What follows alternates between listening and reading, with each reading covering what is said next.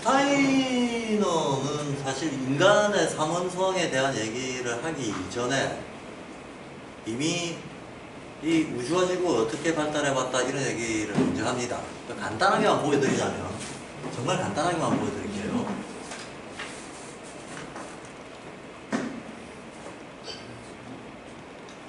여기가 출발점입니다. 이렇게 4개의 분면으로 나눈 거는 우리가 느끼는 그 지구의 기후변화, 사계절이잖아요. 뚜렷하게 구별되는 기로는 4개로 나온다고 봐가지고 어디서나 사계절을 어떤 순환 운동의 기본 틀로 상정을 하게 됩니다. 동서양이 똑같습니다.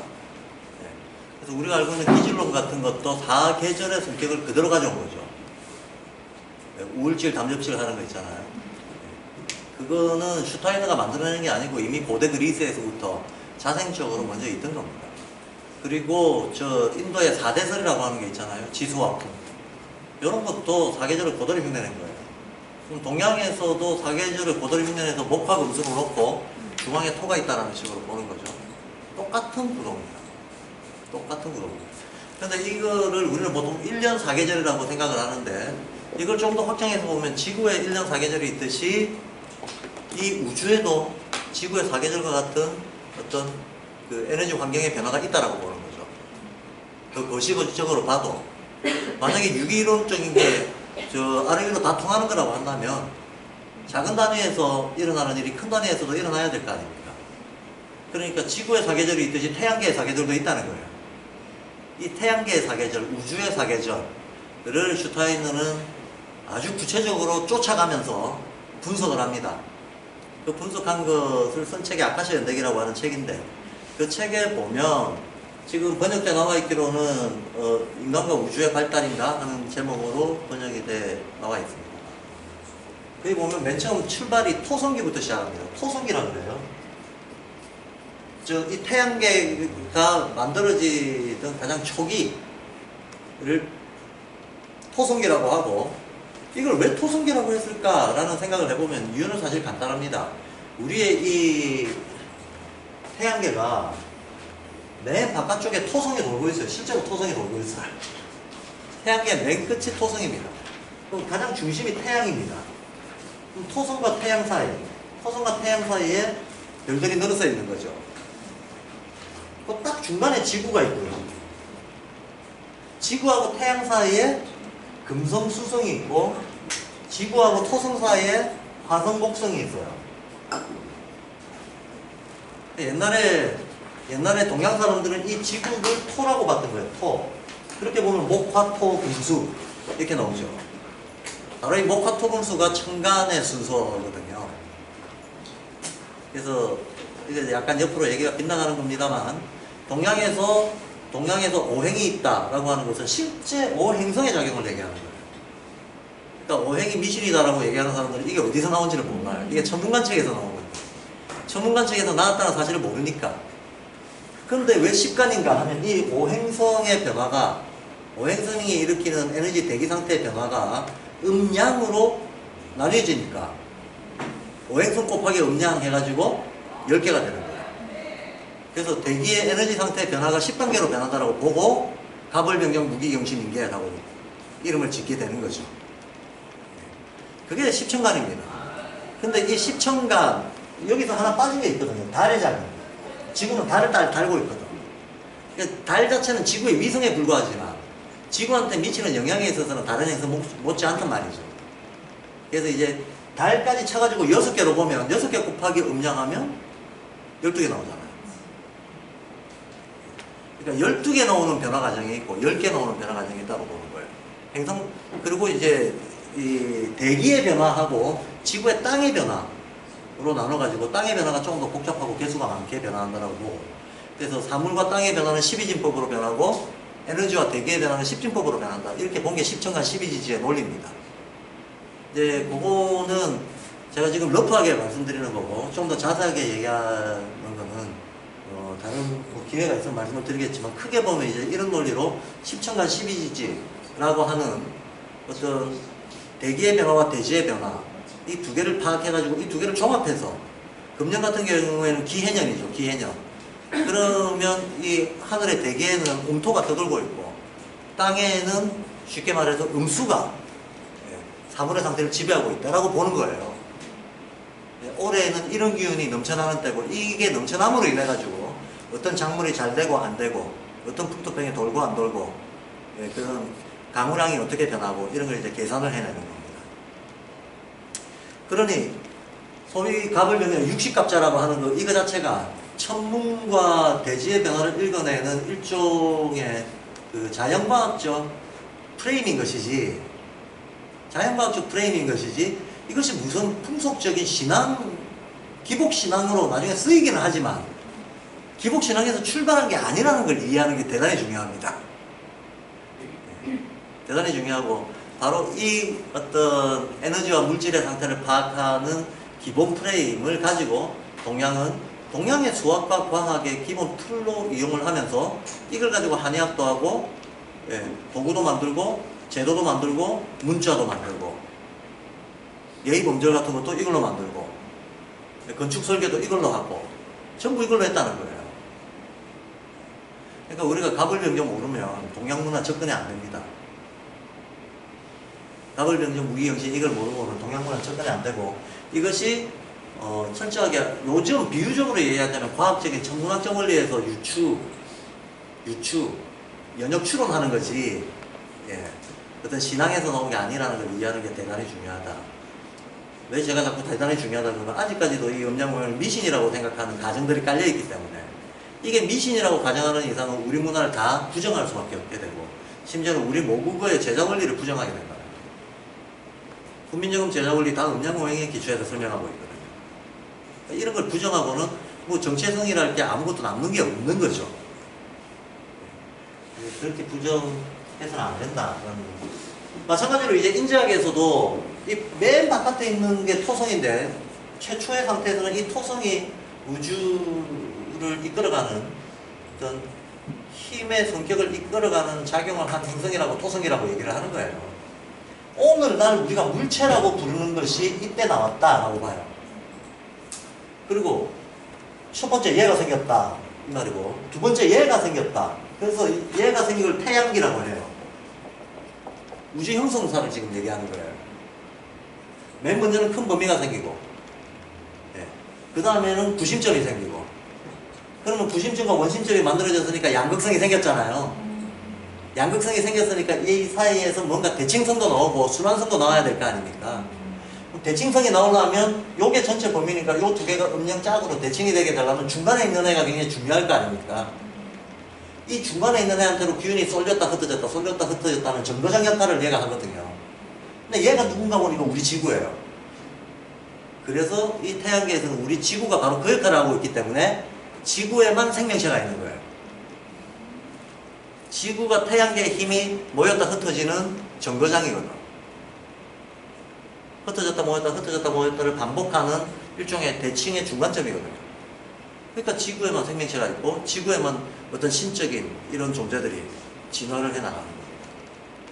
애들이 많이 묻잖아요. 외계인 있냐 없냐고. 우리는 이제 자신 있게 대답할 수 있죠. 적어도 태양계는 없다. 적어도 태양계는 우리가 바로 신의 대변자다 라고 얘기할 수 있게 된다. 자, 그래서 태양기라고 하는 게 이제 이 구심점이 생겼다는 얘기예요. 구심점이 생기면 빛과 열이 작용하기 시작합니다. 빛과 열. 이 빛과 열이 나머지 모든 생명들을 만들어내거든요. 이 빛과 열이 작용하는 것은 에테르체라고 얘기를 해요. 원래 에테르란 말은 그 정의상 빛의 전달자라는 뜻이에요. 빛의 전달자.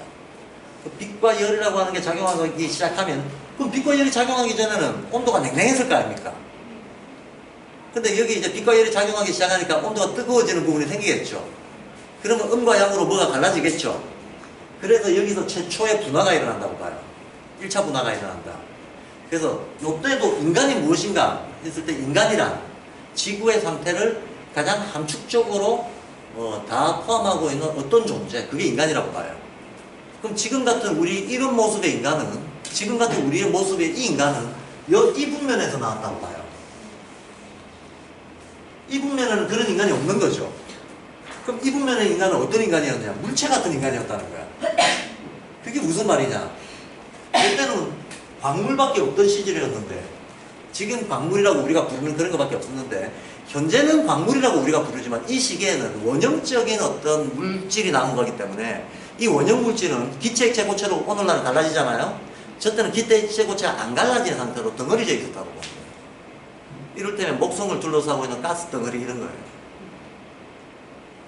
그런 가스 덩어리 같은 형태로 모든 것이 존재하고 있을 때, 그러면 인간도 그때는 그렇게 날아다니는 인간, 가스 덩어리처럼 날아다니는 인간이었다는 거예요. 요때 인간은.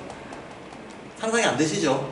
팔다리 없는 인간, 몸과 마음의 구별이 없는 인간, 경계 분할이 없는 인간이었다는 거예요. 경계 분할이 없는 인간이다. 굳이 우리가 지금으로 치자면 정자와 난자가 막 섞여가지고 아직 남자인지 여자인지도 결정 안 된 상태에 어떤 물질인 상태, 그 상태가 이때 인간이었다는 거예요. 이해가 되시죠? 그러다가 비로소 형태 있는 것과 형태 없는 것, 물질과 에너지의 분화가 1차 분화가 일어난 게 여기서 일어났다고 보는 거예요. 그래서 이때 인간도 몸과 마음이 분리됐다고 봐요. 그리고 이때 이제 태양의 열이 본격적으로 작동하기 시작하면서 식물들이 나타나기 시작했다고 보고, 여기서 동물이 나타나기 시작했다고 보고, 여기서 인간이 완성된다고 보는 거죠. 광물, 식물, 동물, 인간, 이런 식으로. 그리고 자, 두 번째 태양계가 나왔다. 그럼 세 번째 되는 거는 요 안에 질서가 잡히는 거예요. 요게 세 번째 일어나는 일인데, 그걸 여기서는 세 번째 달기라고 합니다. 왜 달기라고 하는가 하면 달이 별들의 대표라서 그래요. 근데 진짜로 달 한 개를 얘기하는 게 아니고 달을 비롯한 모든 행성들의 운행 질서 이런 것들이 안정이 되는 걸 얘기하는 겁니다. 그래서 말은 명칭은 달기라고 되어 있지만 이거에 실제 다른 여기에서 나타나는 기운은 아스트랄이라고 얘기를 합니다. 아스트랄이라는 말 자체가 별 기운이라는 뜻이거든요.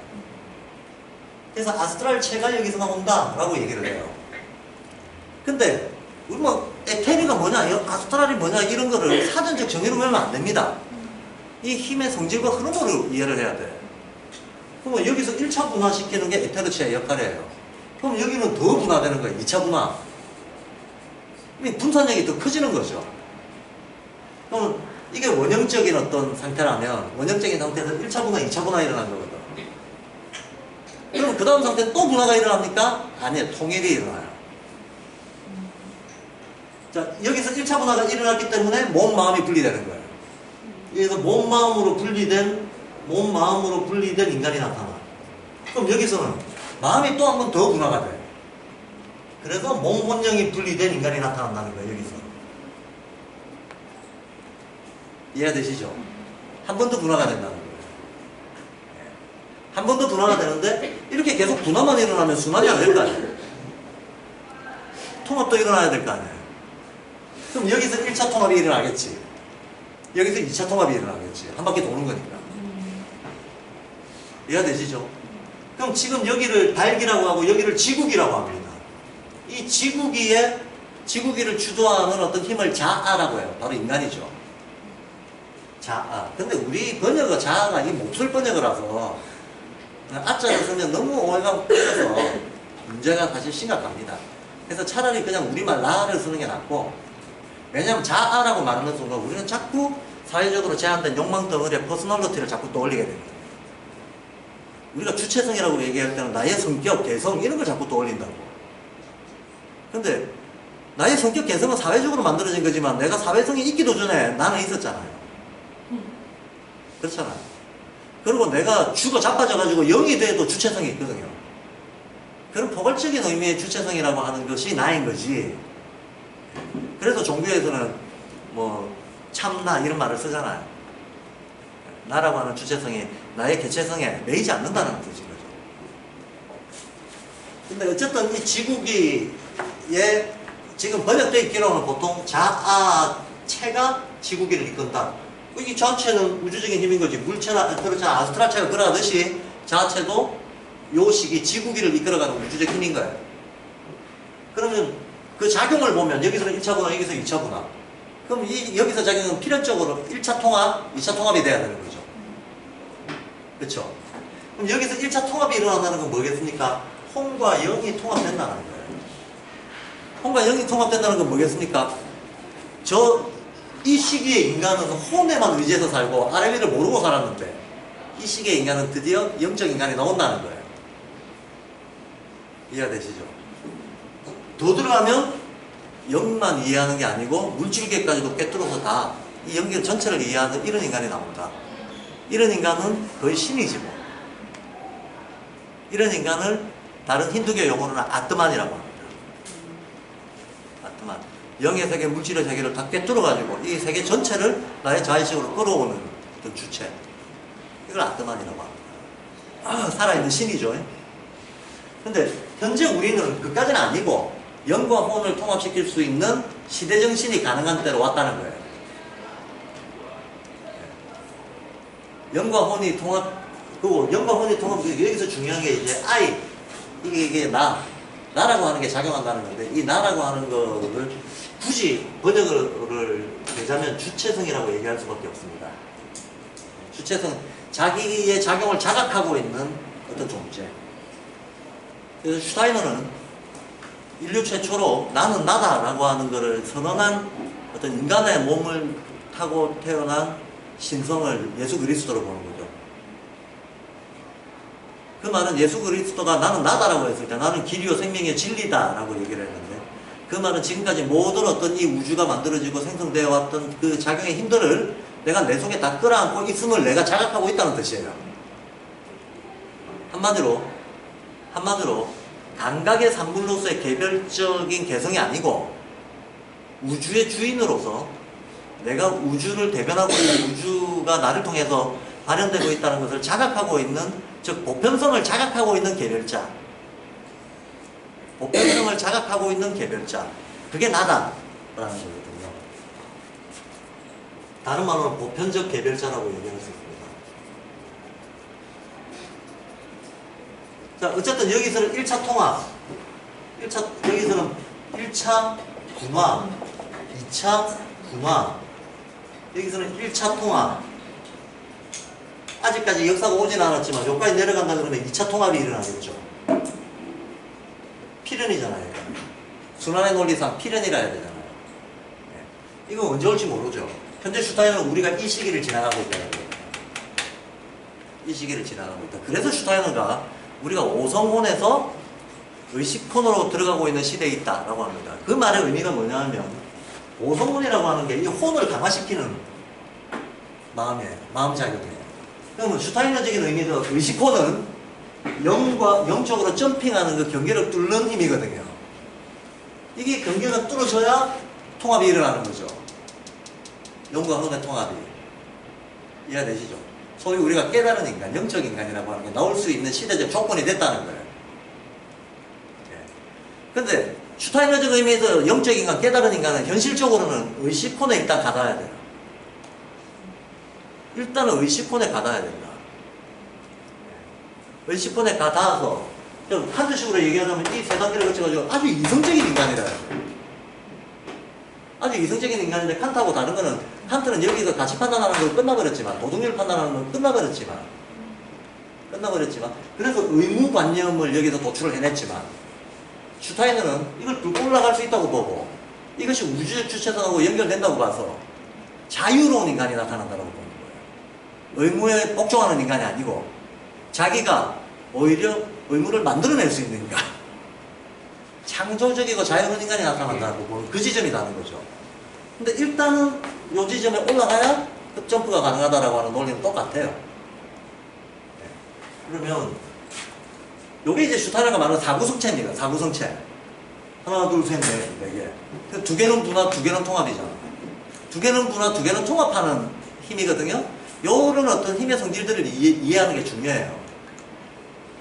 그래서 이것들이 다 각각 요거 두 개 음량 대비, 요거 두 개 음량 대비, 요거 두 개 음량 대비, 요거 두 개 음량 대비 각각 가지고 있을 거라. 요거 두 개도 음량 대비, 요것도 음량 대비를 가지고 있을 거라고요. 그죠? 서로 상호대 침성을 가지고 있어야 되는 거예요. 그래서 에테르와 아스트랄도 말하자면 음량 대비가 일어납니다. 그러면 어느 쪽이 양입니까? 딱 봤을 때. 해, 달. 이게 양이잖아요. 이게 양이잖아. 에테르가 훨씬 양적인 힘으로 작동합니다. 양적, 의지와 감성이 있다 그러면 어떤 게 양입니까? 의지가 양적입니다. 감성은 훨씬 복잡하고 부드럽고, 의지는 훨씬 강렬하고 직선적이고, 이런 힘을 가지고 있단 말이에요. 그래서 남자는 아무래도 여자보다 의지 쪽을 더 많이 가지고 태어나고, 여자는 더 감성적인 걸 가지고 태어난다. 왜 여자가 여기서 나오니까? 그럼 남자는 여기 있었냐? 여자가 있기 전에 남자가 없잖아요. 여자가 있음으로 인해서 남녀 분화가 되는 거지. 여자가 있기 전에는 남녀가 양성이 분리가 안 된 양성 부유의 인간이 있었을 거 아니야.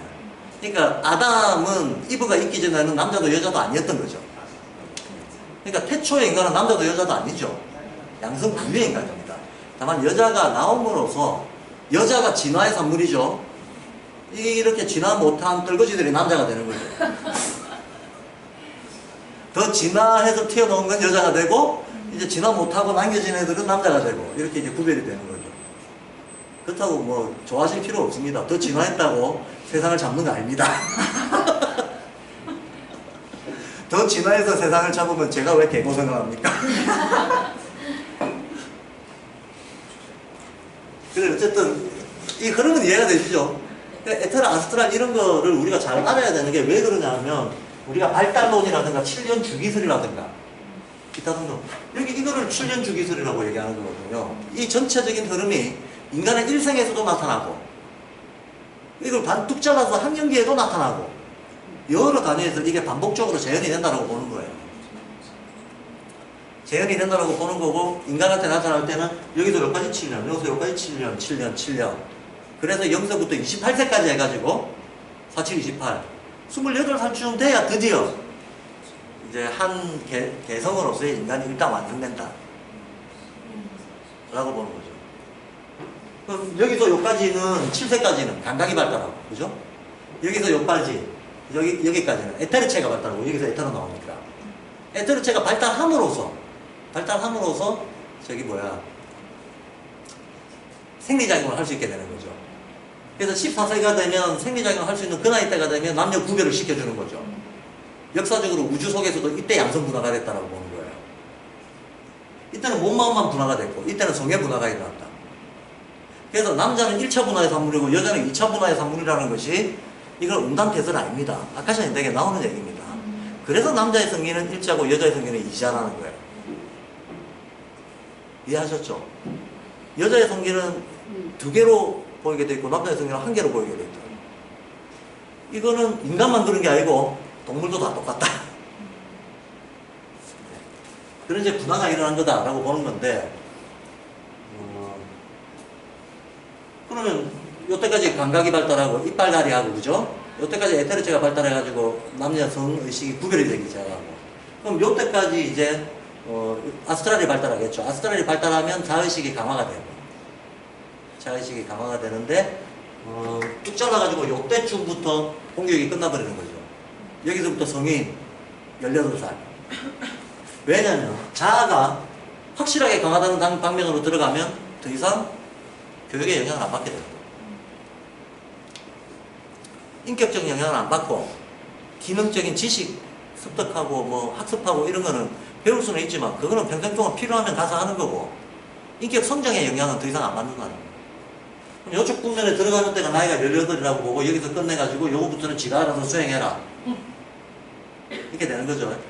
대충 요쪽 와가지고 대학 졸업하고 요쪽 백수를 지내면서 인생을 돌아보고 군대 가서 개고생을 좀 하든지, 그래가지고 20대 말쯤 되면 어떻게 살아야겠네 이런 생각을 하는 출발점에 다시 인생의 원점에 서게 되는 거예요. 이래 보면 20대 말에 사춘기 못지않은 혼란이 오는 것도 당연하다고 봐야 되는 거죠. 원점에 선 거거든. 다시 원점. 어떻게 살아야 되지? 옛날에 알았던 것 같은데, 사춘기 때 정리 한번 한 것 같은데, 돌아보니 다시 또 정리가 안 돼. 새로 설정해야 되는 그 원점에 다시 선다는 거예요. 그럼 이때만 그렇겠습니까? 한 바퀴 더 돌면 56세. 가까워지고 있구나. 힘들어요. 한 바퀴 더 돌면 56세. 또 한 바퀴 더 돌면 그때는 장수만세가 되네. 이런 식으로 이제 인생의 어떤 우주 진화의 영향들이 인생의 주기성을 가지고 파고든다. 이게 7년 주기술이에요. 사실 우리가 7년 주기니 12감각이니 삼원론이니 이런 거 얘기할 때, 사구성체니 이런 거 얘기할 때 사실 이 숫자 논리가 어디서 나오는 걸 분명하게 해야 돼. 이 숫자 논리가 어디서 나오는 걸 분명하게 하지 않으면 우주와 자연과 인간의 연결고리가 설정이 안 돼요. 그렇죠? 그리고 이것이 따로 노는 게 아니고 여러 개의 숫자 논리가 동시작용한다라고 하는 걸 이해해야 되고, 이 숫자의 원리가 자연이 그러하듯이 어디서 경계선 뚝 잘라가지고 어제까지 여름인데 오늘부터 가을 그런 거 아니잖아요. 그죠? 이게 물 흐르듯이 변화해가는 거지. 그런 식의 어떤 변곡점을 지나고 흐름으로서 세계를 바라볼 수 있는 눈이 생기려면 인간의 발달과 우주자연의 흐름과 이거를 유기적으로 연결해서 볼 수 있어야 됩니다. 이걸 사구성체론이라고 합니다. 이 사구성체론을 가지고 인간을 파악을 할 때 일단 우리 인간은 몸혼영요 삼원적 인간이라는 거지. 이 삼원적 인간인데 우리가 지금 여기 살고 있지를 않고 여기 살고 있단 말이야. 그러니까 아직까지는 영혼이 통합이 되는 정도는 대단히 드문데, 통합이 됐다는 것은 우리가 얘기하는 소위 영적 인간, 깨달은 인간, 득도한 인간들을 얘기하지만 아직까지는 그런 인간들이 많은 시대가 아니고 그걸 향해서 가는 시대라고 보는 거죠. 그런 인간들 자체는 대단히 드물지만 적어도 그런 지향은 이제 일반화되잖아요. 야, 내가 돈 많이 벌고 살면 그게 다가 아니구나.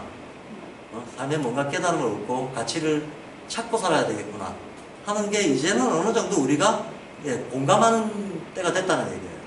그러니까 하여튼 그렇게 지향하면서 살아가는데, 이건 칸트 버전이니까 이제 다 지우고요. 슈타이너 버전으로 넘어가겠습니다. 슈타이너 버전으로 넘어가면 이 사구성체론을 바탕으로 해서, 근데 제가 슈타이너 버전 넘어가기 전에 이 사구성체론은 인도의 4대설은 지수와 풍인데 화, 수, 풍, 지 이렇게 배치가 됩니다. 동양에서는 수, 목, 화, 금 이렇게 배치가 됩니다. 그리고 이 성질은 똑같습니다. 계절로 보면 겨울, 봄, 여름, 가을 이렇게 배치가 돼요. 그리고 소위 신성의 이름으로 표시를 할 때는 이쪽 신성을 아리만, 이쪽 신성을 루시퍼. 그러니까 루시퍼나 아리만을 자꾸 악마처럼들 생각을 하는데, 아니 루시퍼는 빛의 사자인데 빛이 악마입니까? 빛 없으면 어떻게 살라고?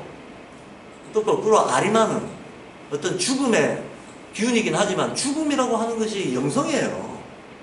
죽음의 세계가 영의 세계입니다. 영의 세계가 없으면 순환이 어떻게 일어납니까? 그러니까 아리만도 루시퍼도 악마화해서 볼 게 아닌 거죠. 근데 자꾸 어린애들이 뭐 어두워 무서워 이런 거 있잖아요. 그때 이제 애들을 달래주기 위해서 우리가 동화를 만드는데, 어른이 돼서도 동화의 세계에 살면 안 되죠. 어렸을 때 동화의 세계에 사는 거는 어린이다운 거지만, 어른이 돼서 동화의 세계에 살면 그거를 유치하다고 하죠. 유치하다. 인지학 한다는 사람들이 막 루시퍼가 악마다 이런 얘기하고 보면 동화의 세계에 살고 있는 것 같아요. 이쪽을 아우라마즈다 라고 얘기를 하고, 이쪽을 관장하는 신성을 그리스도라고 하는 거예요. 그리스도라고 하는 거예요. 그러니까 사실은 오늘 말은 주 예수 그리스도가 실제적인 신인 거예요. 사실은 이게 네 개가 다 신이죠. 루시퍼, 아리만, 아우라마즈다. 앙그르 마기뉴라고 하든 아우라마즈다라고 하든 이게 다 태양신, 태양신, 달신 이런 게 있는데, 원래 달신이 여호와예요. 요한복음에서 슈타이너가 얘기한 바로 얘기하자면 달신이 여호와인데, 지구의 신은 달신이 여호와라고 하는데, 여기가 저 엘로힘이라고 하는 거 있잖아요. 성경에도 보면 7 엘로힘이 나와요. 그 7 엘로힘이 뭐겠습니까? 음양오행이죠. 7개잖아. 이게 다 신이에요. 이게 다 신인데 그 중에 어떤 신이 특정 시기를 관장하게 됐다. 율신이 됐다. 그게 여호와라고 하거든요. 그래서 실제로 창세기에 보면 여호와가 분명히 이 말을 합니다. 저기 그 선악과 먹으면 어떻게 되냐? 지혜로워진다. 지혜로워지면 우리들 중에 하나처럼 될까봐 그래요. 복수형으로 얘기합니다. 우리들 중에 하나처럼 될까봐, 인간이 우리들 중에 하나처럼 될까봐 두렵다 라고 얘기를 합니다. 그리고 여러 곳에서 엘로힘에 대한 얘기가 나오는데 엘로힘은 다수성으로 분명히 나와요. 근데 우리가 신이라고 얘기했던 것들이 사실은 우주의 작용이고 우주의 작용이라고 하는 것들은 실제로는 별의 기운이라는 거야. 그 우주적 실제성은 별의 기운이라는 거예요. 주도하는 별 기운이 있는 거죠. 그걸 우리는 각 시대의 신이라고 한다.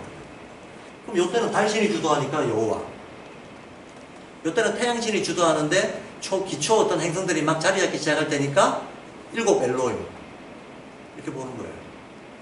그럼 요때에는 지구에 와가지고 인간의 모습으로 주체성을 선언한 자가 그리스도니까 여기서는 신성이 그리스도라고 보는 거예요. 그럼 그리스도의 실제적인 의미는 영혼을 통합하는 신성, 자기를 자각하는 보편적 개별자로서의 신성, 그것을 체현하고 나타난, 인간의 육신으로 체현하고 나타난 존재가 그리스도라고 슈타이너는 해석을 해주는 겁니다. 저의 해석 아니니까 저한테 시비하지 마세요. 슈타이너 얘기를 전달한 것 뿐입니다. 제가 가끔 니체 얘기를 전달하면 충격 먹은 사람들이 막 저를 미워하고, 슈타이너 얘기를 또 전달하면 또 싫은 사람들이 또 저를 미워하는데, 아니 뭐 전달도 못합니까? 저는 이렇게는 생각 안 합니다. 일단 동의하지만 동양에서는 동양식으로 생각하는 틀이 또 있으니까 저는 오히려 음양오형이나 주역적으로 우주를 바라보는 게 훨씬 타당하다라고 느끼고 있습니다. 자, 일단 이걸 사구성체라고 얘기를 해요. 사구성체라고 얘기를 하는데 이 사구성체가 우리 인간이 생겨나고 발달하고 변화해 나가는데 다 작용한다고 보는 거죠. 자, 1번, 2번, 3번입니다. 1번, 2번, 3번이 있는데 현재는 4번에 있어요. 근데 현재 내가 주체야. 4번은 아직 안 지나갔어. 4번이 나야. 그러니까 내가 영향을 받기로는 1, 2, 3번의 영향을 종합해서 내가 받는 거예요. 그렇죠? 4번이 따로 있는 게 아니고 1, 2, 3번의 분산 중합으로 4번이 이루어지는 거예요. 그래서 인간이 몸, 혼, 영이 있다 라고 얘기하는데 얘를 그러면 저 1, 2, 3번의 구체적인 거로 한번 보자 이거죠. 몸이라고 하는 게 처음에 1번 나오고 두 번째 2번 나오고 세 번째 3번 나온다 그러잖아요. 인지하겠어. 우리의 몸이 무엇으로 이루어져 있는가? 물체, 에테르체, 아스트랄체로 이루어져 있다 그러잖아요. 맞죠? 몸 자체가 이 세 가지의 결합이다 그러죠. 그러면서 이것이 어떤 물질로 나타날 때는 이건 광물성으로 나타나고 이거는 식물성으로 나타나고 이거 동물성으로 나타난다. 그런데 우리 인간의 신체는 세 가지를 다 가지고 있다 그러잖아요. 맞죠? 네. 그러면 이 3원적인 것이 작은 데서도 반복되고 큰 데서도 반복된다고 하면 이 안에서도 물체, 에테르체, 아스트랄체가 있었지만 이 크게도 전부 전체적으로 물체, 에테르체, 아스트랄체라고 봐야 됩니다. 그렇죠? 네. 크게 봐도 3원이요, 작게 봐도 3원이요 이래야 되는 거지. 그런데 이제 물론 그 부분을 보면 또 부분의 고유한 작동 방식이 또 따로 있는 거죠. 자, 그럼 여기가 바로 I의 지역입니다. I.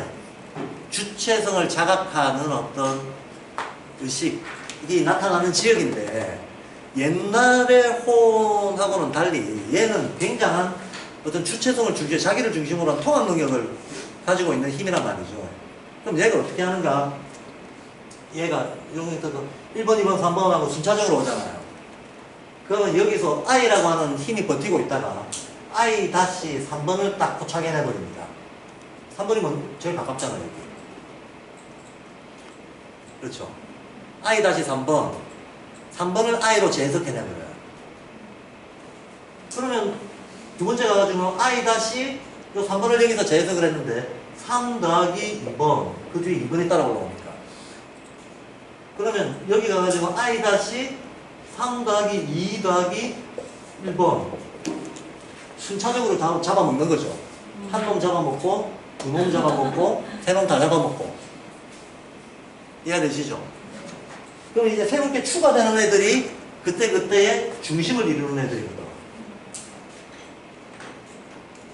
이해되시죠?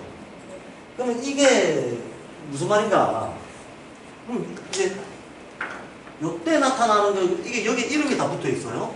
I-3번 이거를 슈타이너는 감각혼이라고 했던 거거든요. Sentient Soul 감각혼. I-3 더하기 2번 이거를 오성혼이라고 했어요. 오성호. 요거를 의식혼이라고 했습니다. 이름을 이렇게 붙여놓은 거예요. 이름을 이렇게 붙여놓은 거지만 실제 내부의 내용물은 이렇다는 걸 알아야 돼요.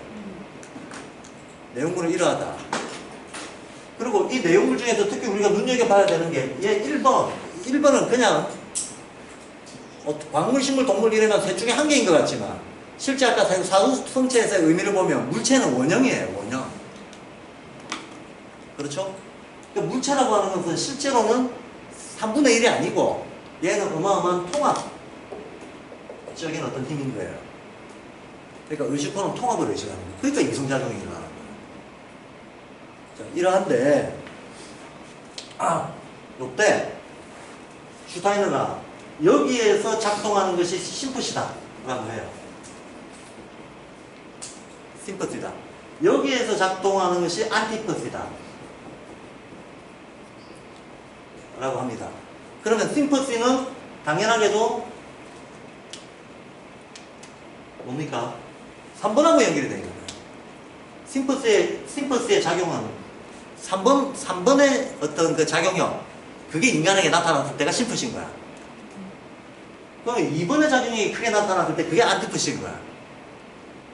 그럼 3번이 뭐였냐? 아스트랄이었어요. 그렇죠?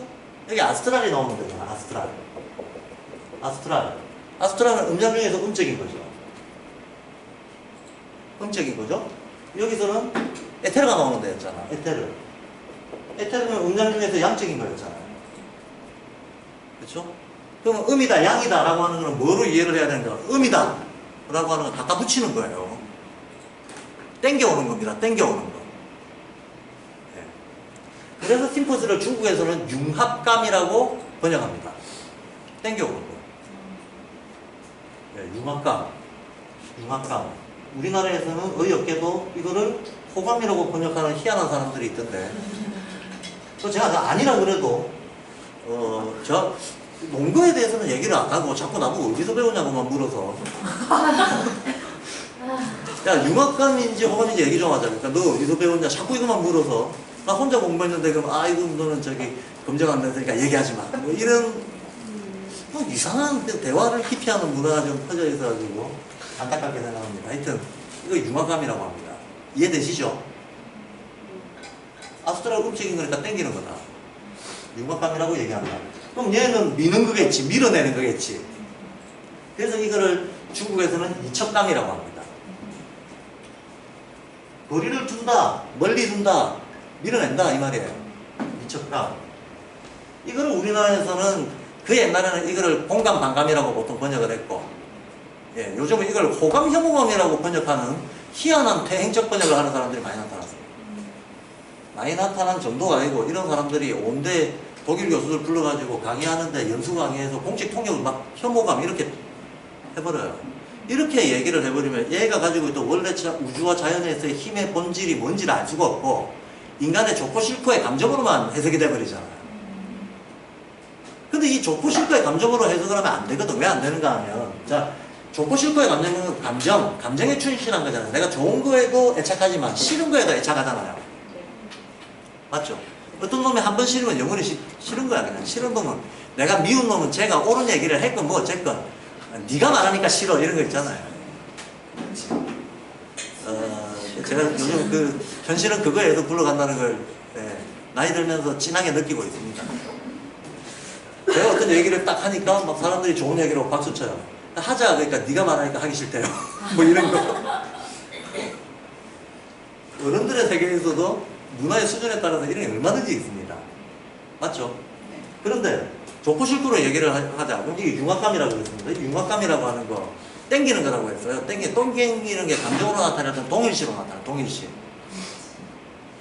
게다가 이거는 지금 어떤 성장의 속도 자체가 지금 감각의 개발과, 그죠? 감각 개발에서 먼저 오는 어떤 인식이 감정과 감성이거든. 그럼 감성이 주도적일 때가 감각권이잖아요. 그렇기 때문에 초급 과정에서 우리가 아이들을 감성 교육을 시키는 거거든요. 네. 감성적 형태로 전달하지 않으면 전달이 안 돼. 애들이 감성 동일시가 중요한 때이기 때문에. 논리나 개념학습으로 전달이 안 되기 때문에 감성 교육을 하는 거예요. 감성 교육을 하기 위해서 예술 형태들을 이용하는 거죠. 그러한데, 그럼 이때 아이들의 행위발달의 특징은, 행동발달의 특징은 감정동일시, 감성동일시잖아. 그죠? 이때는 내가 감정적으로, 감성적으로 애착하고 의지할 수 있는 대상이 나한테 무조건 중요한 거예요. 네. 이것은 하나의 편향입니다. 만약에 이 편향이 죽을 때까지 간다 그러면 이거 유치한 게 돼버려요. 제가 아까 어린애가 어린애다운 짓을 하는 건 당연한 거고, 그거를 벗어날 때가 됐는데도 여전히 그 짓을 하고 있으면 유치한 게 된다. 어린애가 감정동일시, 뭐 만물에 대해서 감정동일시 하는 건 너무나 당연한 거고, 그거는 보호돼줘야 되는 거고. 근데 이제 더 자라고 나서도 그 짓을 하면 이거는 미숙한 게 돼버리는 거죠. 미발달. 정신이 지체된 거죠.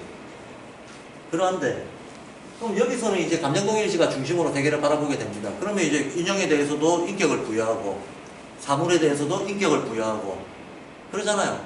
그러다가 이제 뭐라 이건 자연이고 나는 인간이래. 그럼 인간을 찾아서 이제 동일시를 하죠. 그럼 인간을 찾아서 동일시한다는 건 뭡니까? 내 편 찾는 거지. 내 편. 누가 내 편이냐? 내가 기쁘고 슬프고 할 때 나하고 공감 잘해주는 사람이 내 편인 거지.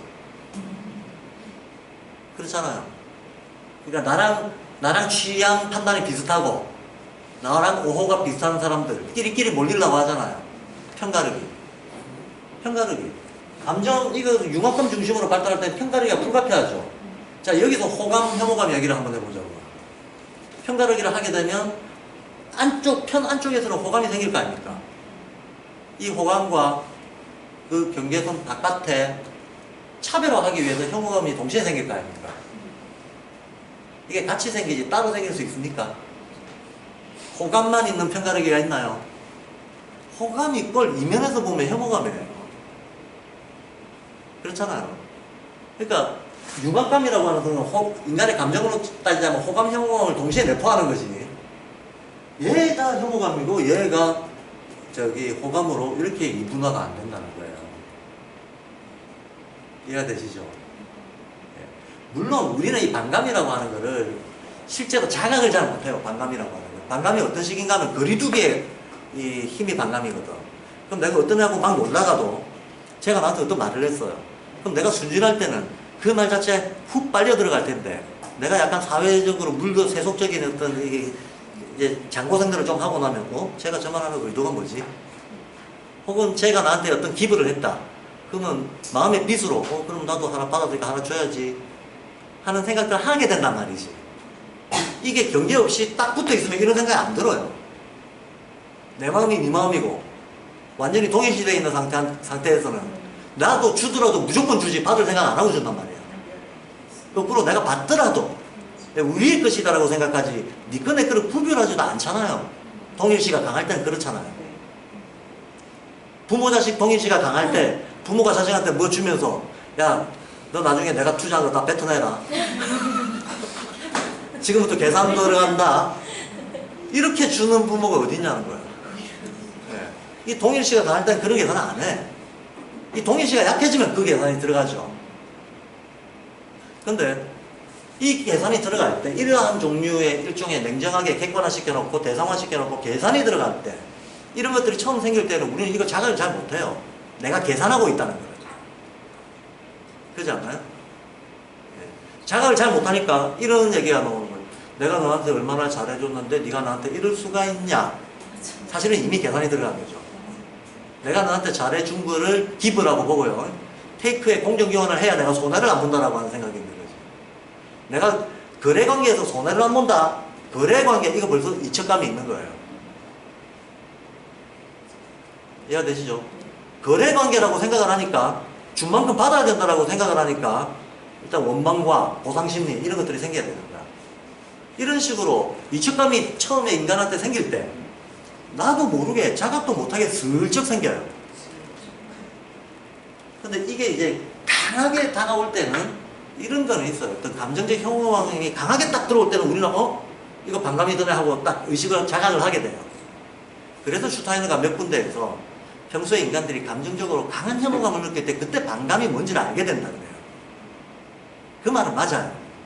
그 말은 맞지만 일반적인 혐오감이 다 반감이 아닌 거죠. 오히려 그 혐오감은 호감과 늘 붙어 다니는 식으로 병살해 있는 거죠. 이해되시죠? 호감의 동전의 양면으로 있다는 거예요. 예, 동전의 양면으로 있다. 잘 인식을 못 한다는 거예요, 우리가. 내가 그렇다는 사실을.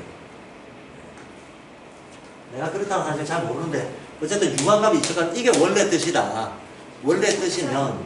척자가, 한자가 이렇게. 예? 이척감의 척자. 청력할 때 척자죠. 인력할 때 인자 척자 있잖아요. 밀어낼 척. 내가 쓰지는 못합니다. 척자 해서 한자 사진 두드려 보시면. 땡기는 힘 인력, 밀어내는 힘 청력이라고 하잖아요. 그 척자입니다. 자기력의 청력. 이렇게 이해하니까 안 헷갈리죠? 네. 근데 이걸 우리가 초창기에는 공감, 반감이라고 했단 말이죠. 근데 사실 정확하게 하자면 공도 아니에요. 공은 뭐 아주 틀린 건 아니지만 공이라고 말할 수가 없어요. 왜냐하면 이거는 그래서 우리가 올바른 번역을 하려면 모국어를 잘해야 된다. 제가 맨날 얘기해요. 모국어를 잘해야 된다. 냉면 보기로 해도 두 언어인데 저쪽 언어를 이쪽 언어로 옮기는 건데 그 옮기는 사람이 자기 수신어를 잘해야지 이게 사람들한테 이해가 되는 거지. 저쪽 언어만 잘해가지고 될 문제가 아니다. 그러면 공자는 요거잖아요. 공자. 네? 네? 이게 공이고 동자는 이게 동자잖아요. 근데 공자님이 말씀하시기를 군자는 화이부동하고 이게 군자라고 했어요. 소인배는 거꾸로 한다. 동의부로 한다. 그랬거든요. 동의부라. 요거 소인배가 하는 짓이다. 이렇게 얘기를 했습니다. 화이부동은 뭐냐? 너랑 나랑 똑같지 않더라도 협력할 수 있는 뭘 찾는다 이거예요. 거꾸로 소인배는 협력할 줄 몰라. 동질화 되기만을 바래. 그럼 동질화 되는 거는 사실은 힘이 약한 사람 강한 사람 만나면요 동질화 되는 방식이 이런 거죠. 강한 놈이 약한 놈을 굴복시켜도 동질화가 돼요. 약한 놈이 강한 놈한테 종속돼도 동질화가 되죠. 어떤 식으로든지 두 개의 목소리가 만나가지고 하나의 목소리가 돼버리는 게 동질화예요. 우리가 감정적으로 융합감이 지향하는 것은 하나의 목소리가 되기를 지향해요. 맞죠? 하나같이 느껴지는 것을 우리는 그 순간 속에 기쁨을 느껴요. 내가 이거 확실하다니까요. 제가 마누라하고 연애할 때 진짜 아침 그 조조 아침 영화 제가 밤샘 아르바이트라고 아침 조조 영화를 보러 갔는데 그때가 1989년 베를린 장벽 무너지고 얼마 안 됐을 때였는데요.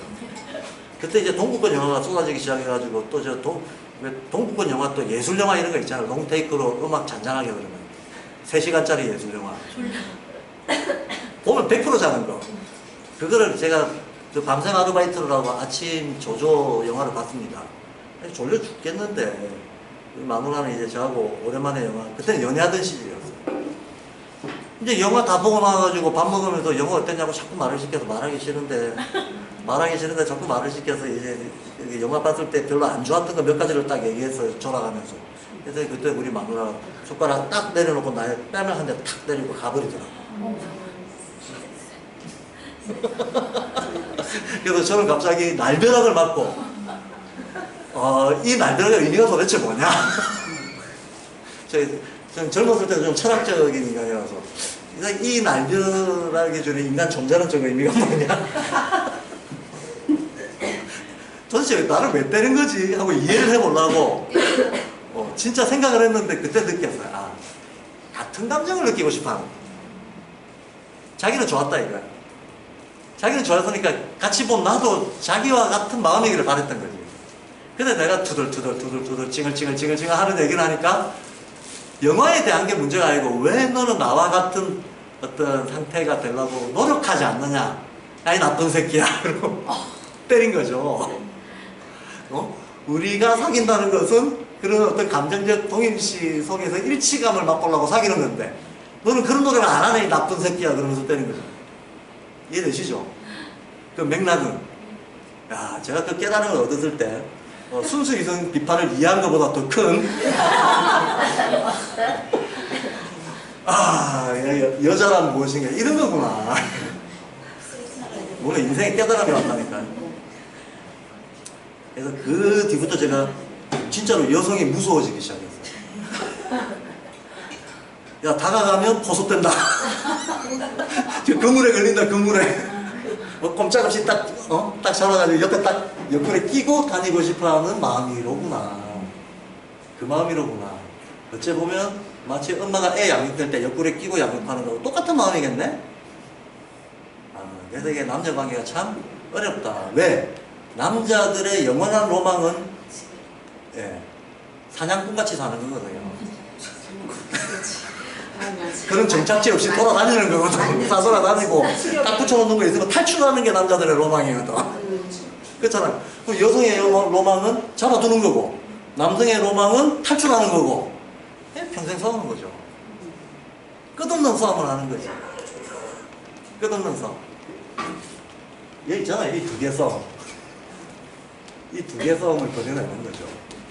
그러니까 뭐 사람 감정이나 이 자연의 어떤 음양적인 힘이나 뭐 그리 다를 게 있겠나. 이런 것도 다 자연의 어떤 운행 원리 속에서 만들어진 존재이기 때문에 우리가 그런 것들을 내가 원컨 원치 않건 하나의 성으로 태어났을 때 달고 나오게 된다는 거예요. 이제 이런 얘기를 하다 보면 참 인생 고달프네 그러다가 맨 끝에 주어지는 위안이 있잖아요. 내 잘못은 아니야. 우리 각자의 개별적 잘못은 아니야. 이러면서 하는 거죠. 자, 그래서 융합감이 다 포함합니다. 호감. 근데 제가 아까 공동 했는데 보세요. 이 공이라고 하는 것은 전체성을 뜻하는 거예요. 분자는 전체 화합을 추구를 하지 너하고 나하고 둘 사이의 어떤 일체관계 이런 게 중요한 게 아니다라는 거예요. 그런데 소인배들은 일체관계냐 안 돼. 편가르기가 중요하지 이게 전체 화합이 되냐 안 되냐 이건 안 중요하다는 거예요. 이해가 되시죠? 실제로 이렇게 행동하죠 사람들이. 내 패거리를 위해서 전체를 해치는 일들을 많이 해요 소인배들이. 또 거꾸로 군자는 내 패거리적인 이해관계는 좀 손해를 보더라도 전체를 살리는 일을 하려고 합니다. 그 전체성이 동이에요. 근데 그게 아니고 패거리 일체성이 동이에요. 그러면 융합감을 동이라고 해야 될까 공이라고 해야 될까? 무슨 말인지 알겠죠? 동이죠 동. 이거는 전체 이론이 되려고 하는 게 아니에요. 나하고 일체감을 느끼려고 하는 거지. 이해가 되시죠? 마누라 뭐 결혼한 부부가 있는데 맨날 저기 남편이 막 대의를 위해서 온몸을 불사하고 이런 마누라 좋아합니까? 아무리 그게 전체를 위한다 어쩐다 저쩐다 해도 그 공보다는 나랑 동이 중요해. 이런 거잖아요. 그게 융합감이지. 그러니까 이걸 정확하게 번역한다면 동감이라고 해야지 공감도 아니다. 이해되시죠? 근데 지금 동감이라고 하는 사람은 저뿐입니다. 이걸 이렇게 번역해야 된다라고 얘기하는 사람. 근데 저의 대화 상대자들이 전부 한문을 제가 막 따지면 한문은 몰라도 돼 이러면서 얘기를 안 해서 뭐 독일어 가지고 얘기하자 뭐 자꾸 이래서. 근데 결국 우리의 마지막 최종적인 우리한테 오는 표현은 우리 구구에 맞아야 될 거 아니야. 우리 구구에 맞게끔 이 의미를 전달하면 동감이에요. 동감 단단이라고 하면 되는데. 자, 요 번역 문제는 요 정도 얘기하고 내용 흐름을 얘기하겠습니다. 그럼 여기에서는 감정 편향이 일어나겠죠.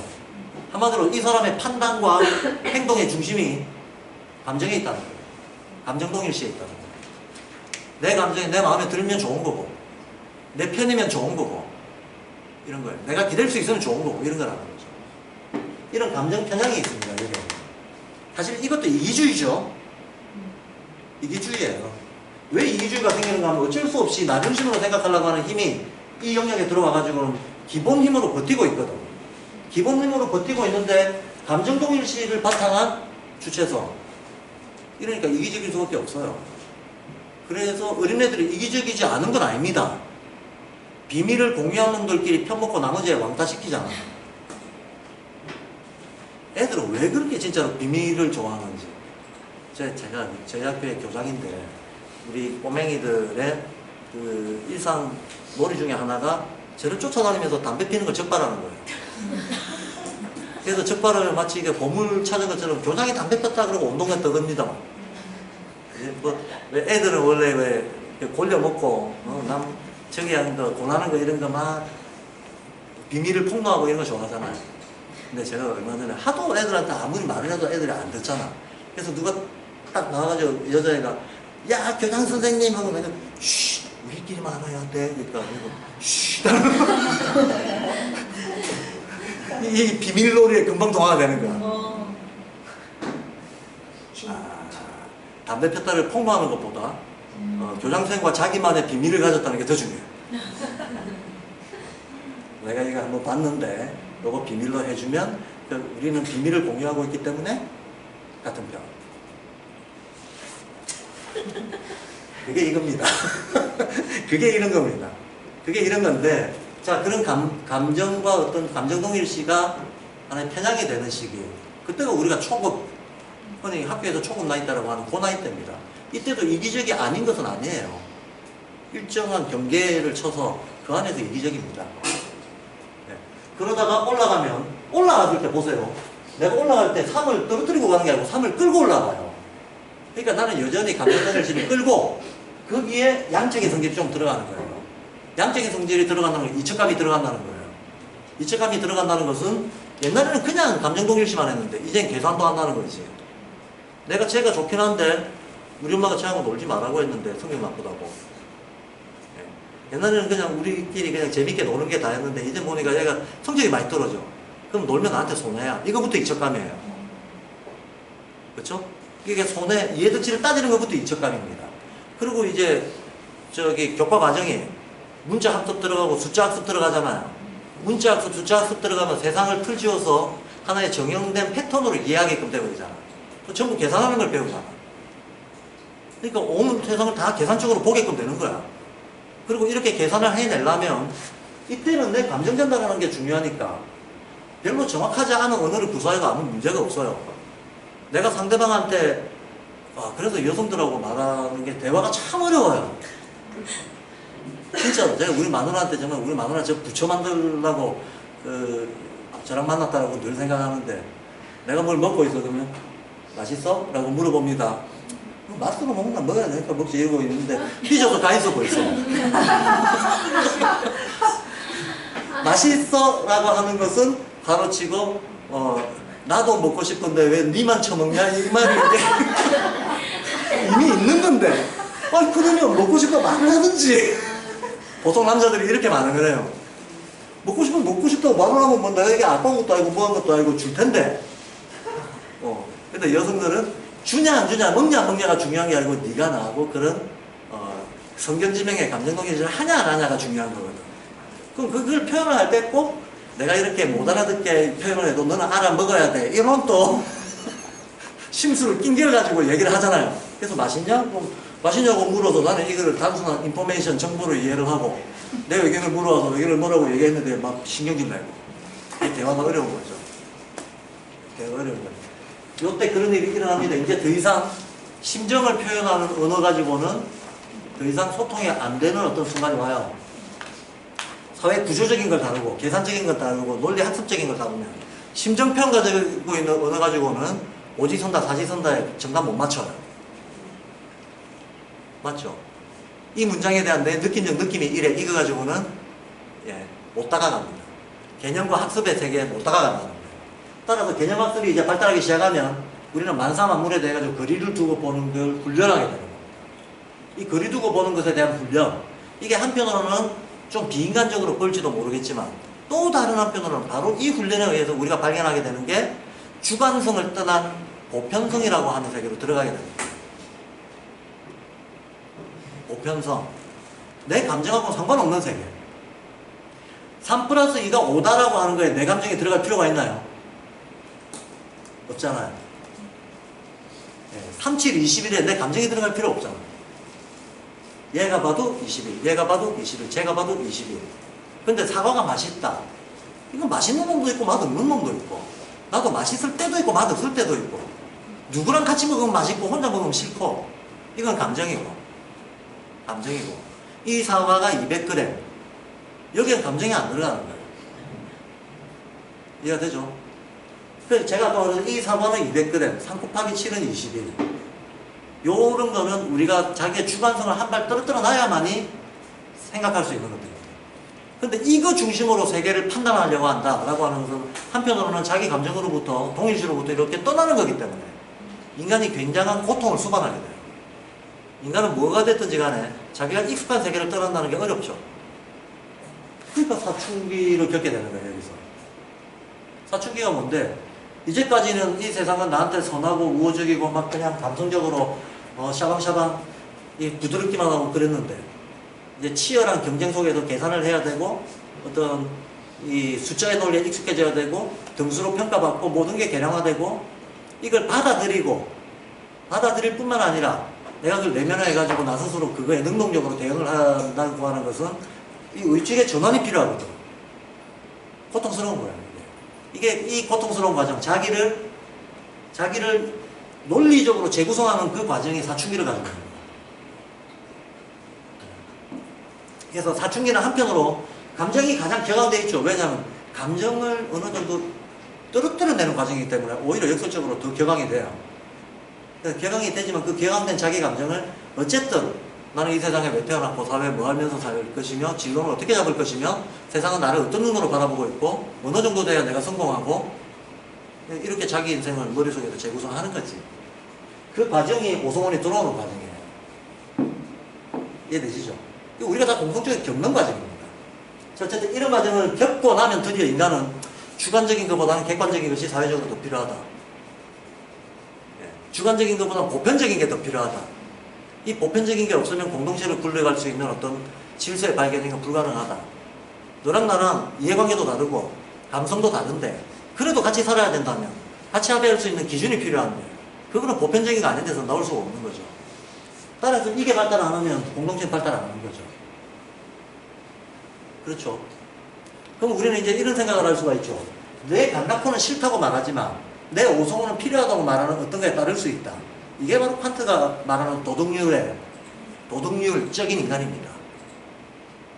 실제로 칸트가 말하는 도덕률적인 인간이 바로 이런 인간입니다. 내 감정은 그거를 받아들이고 싶지 않지만 그것이 만약에 하나의 어떤 보편 필연적인 법칙이라고 한다면 나는 기꺼이 따르겠다. 근데 이게 없으면 인간은 도덕적이 될 수는 없어요. 도덕적이 될 수가 없습니다. 도덕적이라고 하는 게 그냥 착한 게 도덕적이 아닙니다. 그래서 어쨌든 여기에서 도덕성의 기초가 일단 마련됩니다. 이 자체가 도덕적이라는 건 아니지만 이게 없으면 도덕성이 없다는 얘기예요. 근데 도덕성이라고 하는 측면에서 보면 이 둘 다가 중요하죠. 왜냐하면 이 감성이 있어야 감정 동일시라 하려고 하는 이 마음이 있어야 남의 슬픔을 내 슬픔으로 안아올 수가 있잖아요.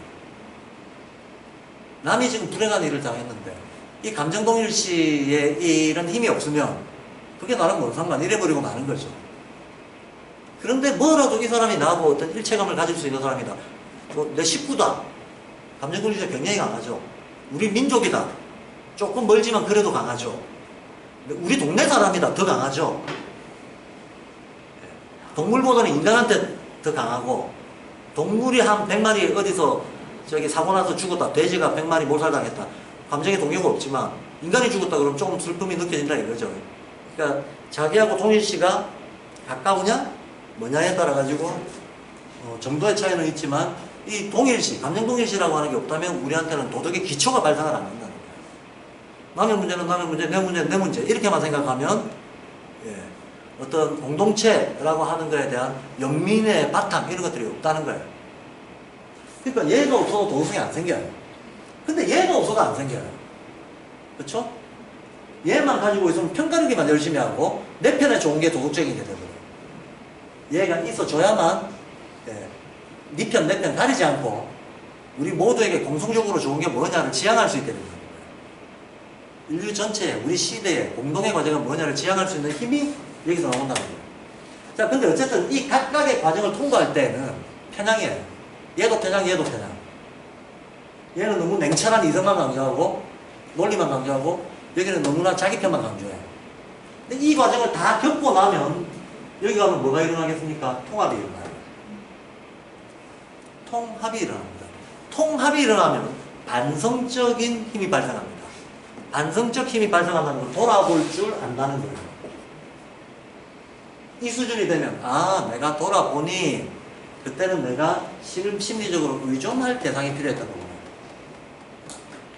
거구나. 내가 돌아보니 나는 어느 한때는 점수 높은 놈이 되게 최고라고 생각하는 이런 엘리트주의에 빠져 살았는데 그거는 심리적 대상에서 어떤 사회 권위적 대상으로 넘어가가지고 일종의 변형된 권력력 같은 거거든요. 하고 자기를 돌아볼 줄 알게 된다는 거예요. 바로 이렇게 돌아볼 줄 알게 됨으로써 우리는 편향을 떠날 수 있게 돼요. 어떤 것을 있는 그대로 냉철하게 관찰할 수 있으면 그거에 대한 구속으로부터 떠날 수 있게 됩니다. 내 감정을 내가 있는 그대로 바라볼 수 있게 되면 내 감정이 나를 휘두르지 못하게 된다는 거예요. 내 욕망을 내가 직면해서 바라볼 수 있으면 그 욕망에 내가 휘둘리지 않게 된다는 거예요. 똑같은 논리입니다. 그러면 바라볼 수 있습니다. 바라볼 수 있음으로써 상대화시킬 수 있고 종합할 수 있어요.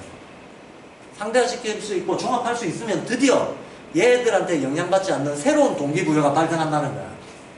그 새로운 동기부여가 바로 영적인 존재들은 이쪽 동기는 욕망이에요. 이쪽 아래쪽 동기는 본능이에요.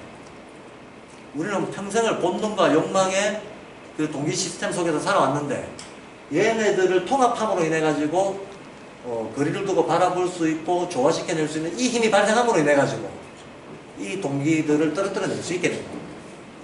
그래서 좀 다른 성격의 동기를 가지고 세상을 살아갈 수 있게 되는데 자유의 철학에서는 요 위쪽의 사람을 자유로운 인간이라고 봅니다. 그리고 이 자유로운 인간의 동기는 세상에 대한 사랑이라고 봐요. 근데 이 사랑은 우리가 사랑하면 떠올리는 거는 요 감정적 애착을 사랑이라 그래요. 맞죠? 난 널 사랑해. 난 너만 사랑해. 라고 할 때는 요거예요. 대부분 자기 애착의 대상, 욕망의 대상을 사랑이라고 표현합니다. 근데 그건 요 수준이고. 만약에 이 편향을 떠난 사랑이 있다면 마치 우리가 에로스, 아가페 구별하는 것 같은 그런 다른 성질의 사랑을 얘기하는 거죠. 세계에 대한 뚜렷한 이해를 바탕으로 내가 기꺼이 그걸 사랑할 수 있는 것. 만약에 어떤 시대 과제가 있고 시대 정신이 있고 신의 섭리가 있다면 그게 의무감정으로 복종하는 게 아니고 내가 그거 자체가 바로 나의 어떤 의식으로 받아들여진다 그러면 기쁘게 그걸 해낼 수 있는 이런 거. 근데 이런 거는 대상에 대한 깊은 본질적인 이해가 있지 않고는 발생하지 않잖아요. 사랑 이걸 이해하고 같이 가야 된다는 겁니다. 자, 내가 교육자가 되고 싶은데 똑같은 거죠. 인간에 대한 깊은 이해를 가지고 얘를 위해서 내가 뭘 해야 된다라고 생각하는 거 하고 감정적 연민만 가지고 접근하는 걸 같냐 하는 거예요. 같냐 하는 거. 겉보기에는 구별이 잘 안 될지 몰라도 실제는 크게 구별이 돼요. 크게 구별이 됩니다. 교사가 학생하고의 감정적인 관계 속에서 얼마든지 상처받을 수도 있고요. 그렇죠? 네. 막 전신줄을 놓는 순간들이 생깁니다. 이게 감각폰이라서 그래요. 그런 생각이 생기면 나 감각폰이라구나 하고 알아봐야 됩니다. 근데 다른 차원의 사랑이 있다는 거예요. 어떤 감정적인 시달림이 있어도 그거에 영향받지 않고 그 감정 자체를 왜 그 감정이 일어나는지를 이해하고 지켜보고 조절할 수 있는 정도의 사랑이 그 깊이의 사랑이 있다는 거예요. 그건 어느 쪽이라는 거죠. 자, 그러면 이제 결론. 슈타이너가 말하는 자유로운 개인은 바로 이 개인이죠. 이 개인. 여기를 자유로운 개인이라고 말합니다. 왜 자유롭다고 말하나?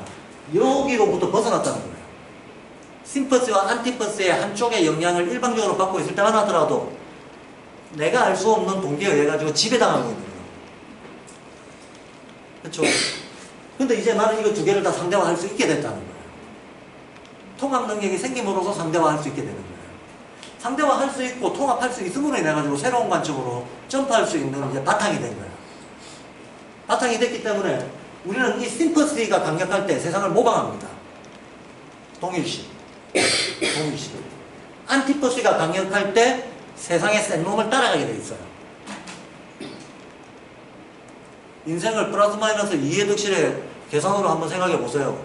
그럼 플러스 많은 게 나한테 좋은 거고 득되는 거라고 생각하면 그쪽을 따라가다 보면 권위자 따라가는 거고 권력을 따라가는 거죠. 그러니 우리는 이런 어떤 편향적 순간들을 거쳐서 발달을 하고 어느 수준에 올라가 가지고는 더 이상 내가 심적으로 의존할 것도 혹은 어떤 욕망을 채워서 해결할 것도 그게 인간 발달, 인간 어떤 그 인생의 목표에서 가장 중요한 것이 아니로구나 하는 걸 이해하는 게 비로소 여기서부터 이해가 된다는 거야. 그런 마음이 든다는 거예요. 그러면서 세계의 어떤 부분에 구속되어 있는 게 아니라 세계 전체를 이렇게 전체를 바라볼 수 있는 눈이 생길 때가 여기이기 때문에 여기서부터 모방과 권위에서 벗어난다고 하는 겁니다. 이 모방과 권위에서 벗어남으로 인해서 드디어 인간은 자기 운명에 대한 자기 결정권이라고 하는 것을 말 그대로 의미해서 행사할 수 있는 존재가 된다는 거죠. 그리고 이렇게 되면 인간은 내가 에고라고 생각했던 게 착각이었구나 이 생각을 이제 가지게 되는 거예요. 보통 에고는 어디서 요 두 사이에서 에고가 제일 강해지거든요. 그 중에서도 이때가 에고가 제일 강할 때겠지. 어쩔 수 없이 아스트랄도 있고 에테르도 있고 그걸 아이가 딱 포착하고 있을 때니까 이때가 에고가 제일 강할 때예요. 그래서 오성문이 발달한 사람들이 대체로 에고가 강합니다. 전형적으로 이제 박사학위 몇 개 받고 조금 이제 좀 남부럽지 않게 살면서 내가 낸데 하는 정도의 이 권위의식을 갖고 있는 딱 요 정도 에고가 제일 강할 때예요. 그때가 에고가 적당히 갖고 있어요. 예? 기득권을 적당히 갖고 그렇죠. 기득권도 적당히 갖고 있고 이때가 에고가 제일 강할 때인 거죠. 넘어서면 말 그대로 이제 그게 사라지는 겁니다. 그럼 이쪽에 있는 사람들한테는 그런 것들이 별로 안 중요해지는 거야. 별로 안 중요해진다는 것은 내가 그전까지 경계구별 지었던 것들의 경계가 이제 풀린다는 거죠. 나의 욕망 때문에 혹은 나의 편애 때문에 경계를 쳐야 됐던 것들 이 경계를 풀어도 된다라고 하는 생각이 이제 들게 되는 거죠. 이름으로써 훨씬 더 넓은 세계에 이 경계를 하나하나 철폐시켜 나가면서 더 넓은 세계와의 어떤 말 그대로 보편의 세계로의 어떤 활짝 개방성, 열림 이런 게 생긴다는 거예요. 이 과정에서 자기 중심성이라고 하는 게 나가떨어진다는 거예요. 그래서 이때가 되면 주체성이 있기는 있으나 나의 욕망을 위해서 나의 편애를 위해서 뭘 한다 이런 생각이 안 든다는 거지. 우리 시대에 뭐가 필요하니까 그걸 하는데 의무 감정도 안 해요. 그러니까 나는 의무적으로 해야 돼 하기 싫은데 이게 아니고 그거 하는 게 나의 기쁨이야 이렇게 된다는 거야. 이해되시죠? 이게 또 영웅주의하고는 달라요. 영웅은요 그 일을 하는 거에서 기쁨을 찾는 게 아니고 그 일을 하는 자기를 남들이 우러러보는 거에서 기쁨을 찾는 거거든. 이건 여전히 에고이즘이거든. 근데 오른손이 하는 일이 왼손을 모르게 하더라도 기분 좋게 할 수 있는 사람이 이쪽 사람이라는 거야. 이해되죠? 아무런 보상이 없어도 아무도 몰라줘도 그 일을 하는 것 자체가 나는 즐거워. 그리고 그게 우리 시대에 꼭 필요한 일이야 하는 이런 마음을 가질 수 있는 주체가 여기서부터라는 거야. 그러니까 얘가 자유로운 개인이라는 거야. 발도르프 교육의 목표는 인간이 이렇게 될 수 있도록 키워내겠다라는 겁니다. 이해되시죠? 그리고 훌륭한 교육이죠. 공교육의 목표는 인간이 이렇게 되도록 키운다는 거예요. 수능 만점형 인간. 수능 만점형 인간을 키우는 게 어쨌든 지금까지 공교육은 수능 만점 인간을 키우는 거예요. 대한교육은 이게 너무 비인간적이라고 봐서 그러면 일로 가야 되는데 일로 간 거 같지. 자, 근데 어쨌든 발도르프는 일로 가려고 하는데 아직까지 일로 가도록 발도르프의 어떤 여러 가지 문화나 이런 것들이 그닥 그렇게 잘 갖춰져 있지는 않으나 어쨌든 발도르프 교육의 지향은 그러하다라는 걸 먼저 말씀을 드리고 이제 거의 다 얘기했습니다. 그러면 이제 3.1운동 얘기는 지금까지 했던 얘기가 다 들어옵니다. 왜냐하면 딱 하나만 지적하면 됩니다. 3.1운동은. 3.1운동은 사실은 생각해보면 아주 불가사의한 일이거든요. 어떤 측면에서 불가사의하냐면 첫째, 독립선언문 제가 그 자료를 올려드리니까 나중에 한번 읽어보세요. 독립선언문에 딱 나오는 얘기가 우리가 일제한테 당했잖아요 지금. 그럼 복수심이 불타올라야 될 거 아닙니까? 그 프랑스 국가 마르세이즈 그 보면 너 까불면 내가 우리 공동체가 피해 강구를 이루어서라도 너를 더 잡아먹고 말겠다. 나 건드리는 너 다 죽어. 이게 마르세이즈의 국가 내용이에요. 아주 전투적입니다. 그리고 미국에 마찬가지로 미국 국가도 실제로는 강력한 에고이즘을 가지고 있어요. 우리가 최고. 우리가 완전 리드. 우리가 잘 되는 게 니들한테 복이야. 우리를 따라하는 거 이런 거예요. 그런데 독립선언문에 나와 있는 내용은 그런 내용이 아닙니다. 뭐라고 얘기하는가 하면 지금 이 시대의 문명의 시대 정신이 바뀌고 있다. 그리고 일본이 이거를 침해한 것은 단지 우리를 두드럽혀서 우리가 지금 감정이 상하거나 피해를 받아서 열받아서 하는 얘기가 아니고 일본이 지향하고 있는 그런 침략주의, 제국주의적인 것이 우리 시대에 마땅히 인류 전체가 지향해야 될 바를 지금 방해하고 있는 거다. 이 얘기를 해요. 그러니까 너희들 빨리 너희들의 이런 그 잘못을 빨리 깨닫고 빨리 물러나라. 빨리 물러나라.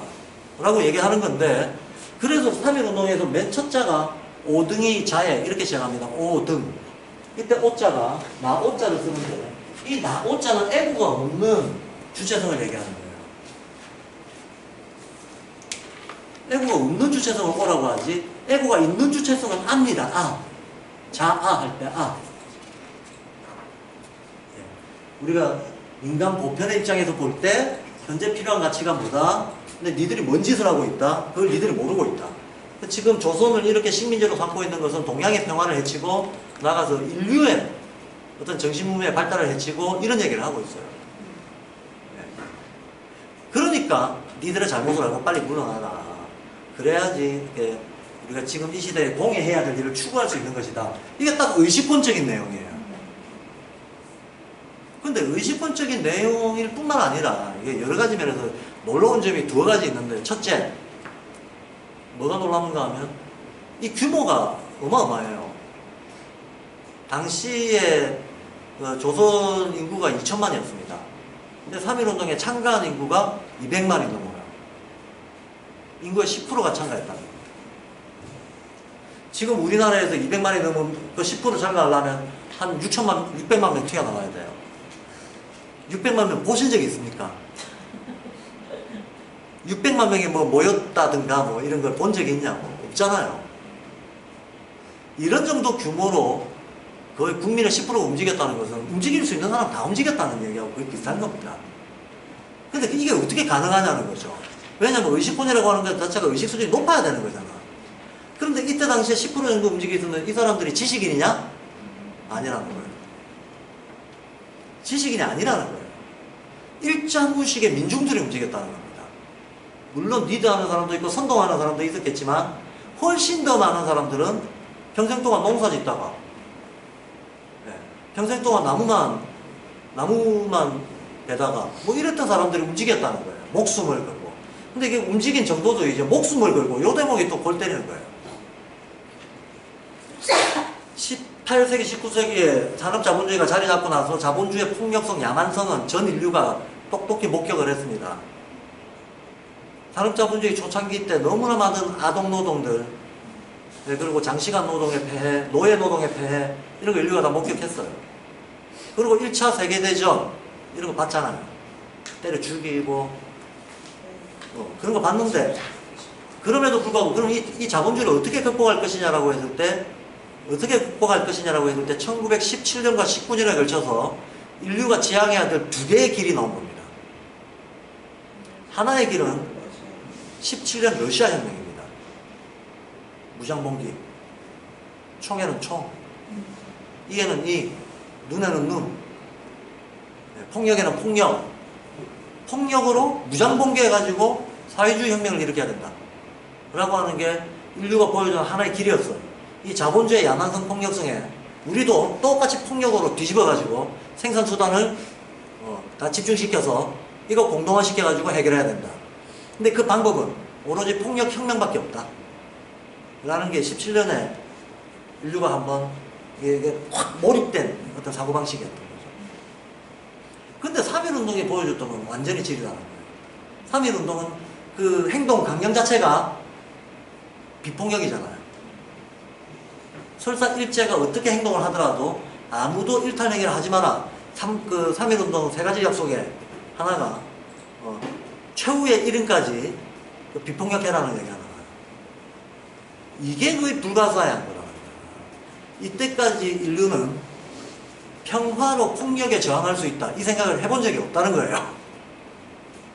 소위 비폭력적인 저항이라고 하는 것, 평화적인 저항이라고 하는 것가 단 한 번도 하나의 모델로서 인류사에 떠오른 적이 없다.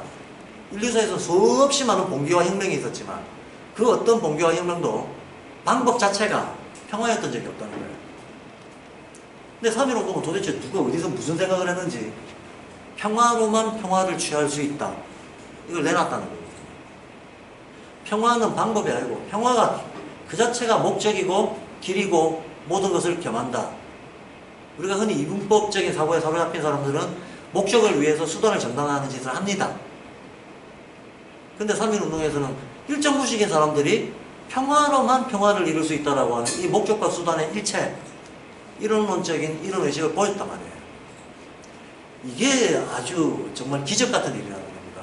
그것도 한두 명이 아니고, 그것도 똑똑해서가 아니고, 어떻게 이렇게 집단적으로 사람들이 이렇게 고도의 의식을 한꺼번에 보일 수 있느냐, 이게 기적 같은 일이라는 거예요. 이때 이 사람들의 감성은 무엇이었을까? 일정 무식으로 무지랭이로 살던 사람인데 식구하고 같이 가든가 동네 사람들하고 같이 가면 내 자식이 죽거나 동네 사람이 옆에서 총 맞아 죽고 칼 맞아 죽잖아. 근데 그 상태에서도 폭력을 휘두르지 않는다는 것은 인간의 경지로는 이해하기 힘든 경지예요. 근데 3.1운동 끝나고 나서는 무장독립운동이 일어나지만 3.1운동이 진행되는 몇 달 동안에는 전혀 그런 무장운동 같은 것들이 전혀 안 일어납니다. 실제로 3.1운동 마무리될 때까지 대체로 다 비폭력 무장으로 끝나버립니다. 물론 그러고 나서 사람들이 그때 좀 싸울 걸 이러고 후회했던 사람들도 있겠지. 그때 싸웠어야 됐는데 우리가 그렇게 미약하게 하지 말고 이렇게 말하는 사람도 있습니다만 그때는 뭐에 홀렸는지 그랬다는 거예요. 뭐에 홀렸는지.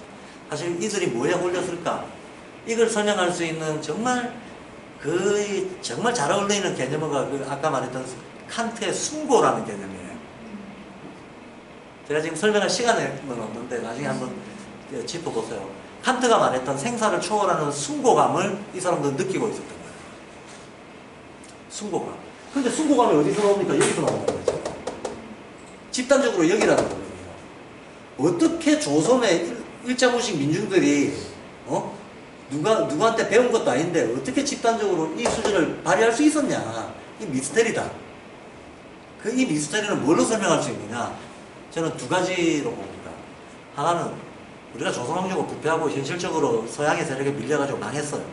그거는 뭐 역사적 팩트니까 부정할 수 없습니다. 그리고 그때 너무나 많은 불행한 일들이 있었다는 건 아무도 부정할 수 없습니다. 그러나 정신적인 것만 놓고 봤을 때 세계 최고의 유기 이론론은 성리학이거든요. 제가 아까 유기 이론론이라고 그랬잖아요. 성리학이. 그럼 이 유기 이론론은 세계를 통합해서 이론적으로 이해하려고 하는 거기 때문에 사람들이 항상 듣는 얘기가 나는 일자무식이야. 그런데도 일자무식의 깡패조차 듣는 얘기가 깡패가 맨날 하는 사람이 의리가 있어야지. 이거 인의예지의 의잖아요. 깡패조차 인의예지를 해. 깡패도 의리를 따집니다. 깡패도 도덕률을 따진다는 거야. 이해가 되시죠? 그 조선의 어떤 생활 문화 중에 제일 큰 거는 부끄러움을 알아야지, 염치가 있어야지, 이런 거예요. 내가 뭘 해서 되나 안 되나라고 하는 거를 너무나 자연스럽게 고도의 도덕 판단을 기준에 놓고 마땅한가 아닌가를 따진다는 거예요. 우리가 안 좋은 면에서는 굉장히 나쁘게 나타나는 허례의식과 체면이라고 하는 것도 처음부터 그랬던 건 아니겠죠. 뭔가 사양하고 부끄러워하는 마음에서 시작됐던 것들이 나중에 이것이 하나의 허례의식이나 체면, 나쁜 의미의 체면 문화로 처세적인 논리로 변질이 되다고는 볼 수 있겠지만 사양하고 체면 차리고 부끄러운 줄 아는 게 그게 그 자체가 나쁜 건 아니에요. 그건 도덕적인 거예요. 인간이 부끄러움을 안다는 거하고 모른다는 거는 전혀 다른 거죠. 내가 부끄러움을 무릅쓰고 살 바에야 차라리 숭고하게 죽겠다. 이 마음이 3.1운동에 참가했던 사람들의 대부분의 마음가짐이었을 거예요. 내가 자손 대대로 이 치욕을, 이 부끄러움을, 근데 내가 굴복했다는 게 부끄러운 게 아니고 이 부끄러움에 내가 아무것도 안 했다는 게 이제 부끄러움이다라고 하는 자각이 좀, 그러니까 떨쳐나오는 거죠. 떨쳐나와서 난 이런 부끄러움을 안고 살 바에야 내가 피해를 당하더라도 그래서 내가 희생이 되더라도 감수하겠다라고 하는 높은 도덕적 의식이 없으면 이런 게 불가능하다는 거예요. 근데 이 높은 도덕적 의식은 누가 일부러 가르쳐서 되는 게 아니라는 거예요. 그럼 일부러 가르쳐서 되는 게 아니었다면 그게 도대체 뭐 보이지 않는 이 힘은 뭐냐라고 했을 때 저는 오늘날 우리가 발도르프 교육에서 발도르프 교육이 가지고 있는 그 높은 도덕적인 어떤 잠재력이 있는데 그 힘이 있는데 이 힘이 유기이론론에서 나오는 힘이에요. 이 힘 자체가 유기이론론이라고 하는 세계관이 가지고 있는 편향을 벗어날 수 있는 어떤 세계관이 가지고 있는 이게 인간의 인성을 최대치로 개발시켜 줄 수 있는 잠재력이란 말이죠. 그 잠재력을 우리 역사 전통 문화가 가지고 있었다는 거예요. 다른 형태지만 그들이 그거를 공부를 해서 하는 거 아니지만 맨날 동네 사람들한테 엄마 아빠한테 듣는 얘기는 그런 얘기 듣고 자란 거예요. 사람이 무릎 부끄러워하라 된다 이런 얘기를 듣고 자랐다는 거예요. 진짜로 제가 그걸 잘 아는 게 제가 어렸을 때 저의 그 성장 환경도 저 주변이 다 빈민가였습니다. 그럼 애들이 대체로 다 뭐 장사를 해도 유흥가정사로 빠지든지 뭐 칠성파로 가든지 이런 애들이 많았어요. 근데 내가 만나면 맨날 염치와 도리와 의리와 막 이런 걸 따지면서 상도이라고는 배워본 적도 없는 애가 상도이를 따지면서 막 누구를 욕하고 갈등하고 욕하고 쏘고 찢고 뽑고 하는 건 똑같은데 늘 보면 그 기준 어디서 그 기준을 찾느냐 라고 하는 거 아까 말했던 자기도 모르게 하나의 도덕적 유전자 속에서 그걸 찾는다는 거예요. 그게 과연 우리한테 없느냐 하는 거죠. 그게 있었다. 그게 있었고 그것이 어떤 역사적 계기를 통해 가지고 마치 성광처럼 자기가 하려고 해서 하는 게 아니죠. 만약에 역사의 법칙이 있고 신의 섭리가 있다면 내가 신의 섭리가 있어서 내가 그 신의 섭리에 해당하는 어떤 일을 했다면 자 나의 무의식은 말이죠. 내가 몰라도 나한테 영향 미치잖아요. 그렇죠? 몸에서 올라오는 나의 생리적인 신체적인 조건 속에서 나의 심리에 어떤 영향이 올라온다. 그럼 내가 모르지만 영향이 올라오는 겁니다. 마찬가지로 내가 어떤 정신성을 가지고 있다고 했을 때 이 정신성은 저 멀리 어떤 역사의 방향성하고 나도 모르게 연결이 되어 있습니다. 연결이 되어 있어서 이런 걸 목적률이라고 하는데 한트 용어로는 저 먼 미래에 이루어지는 어떤 이상적 가치가 인간을 끄집어 당긴다는 거예요. 인간을 끄집어 당긴다. 먼 미래 이상적 가치를 중심에 놓고 현재 나의 행동을 조절하려고 애쓰는 이것을 규제적 이념이라고 합니다. 멀리 있는 이상으로 현재 나를 조절하려고 한다. 아까 깡패도 의리를 따지는 거, 깡패도 덕성을 따지는 거, 멀리 있는 자기는 깡패인데 성인 문제 덕성을 가지고 자기 행동의 기준을 따지는 거예요. 이 규제적 이념입니다. 이런 규제적 이념과 목적률적인 도덕의 문화가 강했던 이 민족에게서 자기도 모르게 시대에 반하는 어떤 일들이 일어났을 때 본능적으로 이건 아니야 하고 다 일어난 거예요. 이건 아니다. 이건 아니다 하고 일어났을 때 역시 본능적으로 폭력으로 가는 거 아니다라고 하는 거.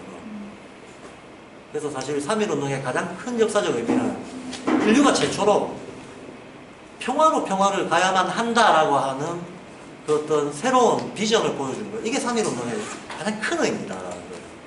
우리는 아무도 그거를 자각하지 못했고 의식하지 못했지만 실제 3.1운동은 그런 의미를 가지고 있었던 거기 때문에 우리가 결코 이거를 국가 대 국가 폭력의 투쟁의 과정의 한 부분으로 민족주의적으로만 해석하면 안 된다는 거예요.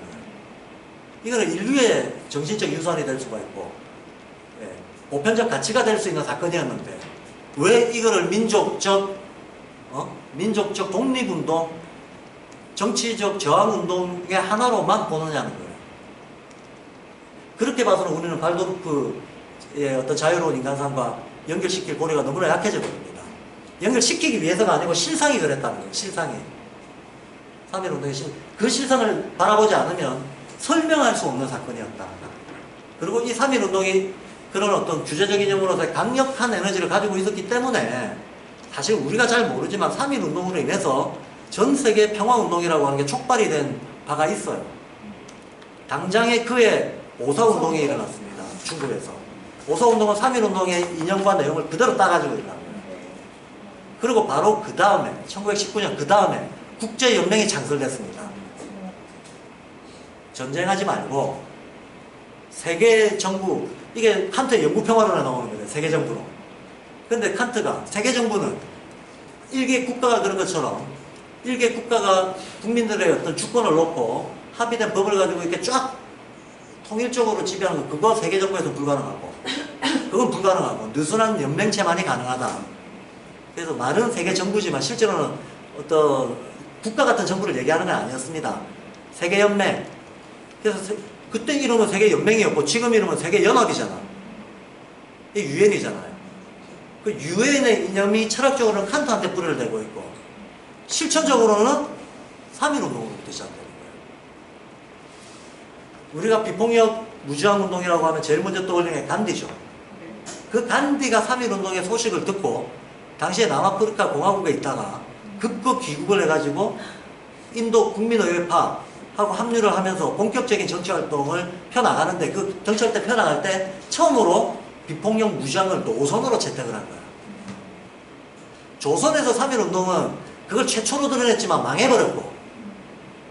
망해버렸고 지금까지도 친일파들이 기득권을 잡고 여기서 헤어나지 못하는 역사가 돼버렸지만 오히려 이 자극이 세계적으로는 평화가 답이다. 싸워 이겨서 되는 게 아니다. 싸워 이겨서 되는 게 아니고 평화로 가는 것만이 답이지 그 외에 다른 답이 없다라고 하는 것 때문에 세계연맹, 세계연합, 비폭력 무장 이런 문화들이 퍼져나가기 시작했다. 3.1운동은 제가 아까 그랬죠. 처음이었다고. 그 처음이었다라고 하는 그 첫 의미가 조명이 돼줘야 된다. 뭐든지 처음이 중요하잖아요.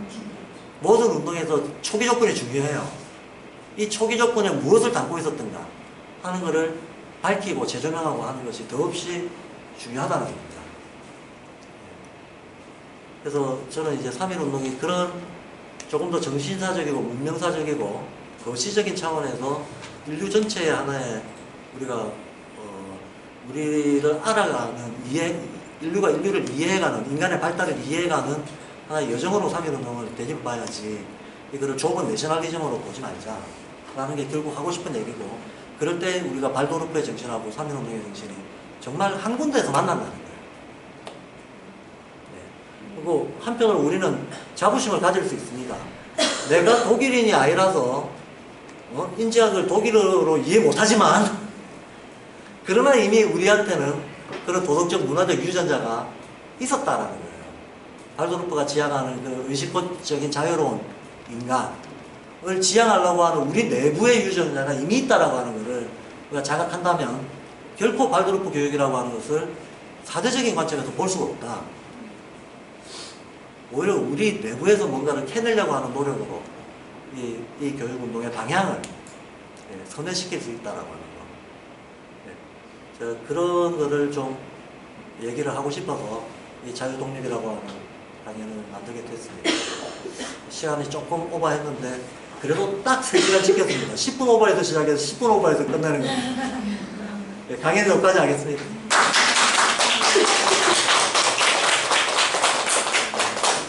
자, 공식적인 건 여기까지고